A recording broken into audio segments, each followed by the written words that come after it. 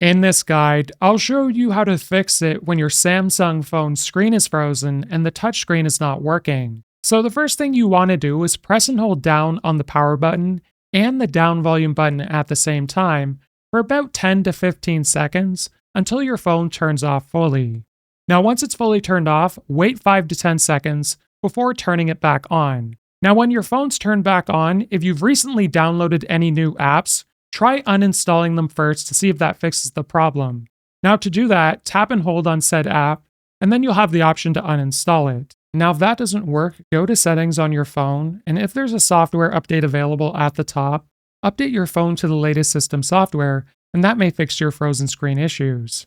Now as a last resort, if you scroll down in settings and go to general management, from here you'll be able to scroll down and select reset, and you'll be able to back up your data before factory resetting your phone at the bottom.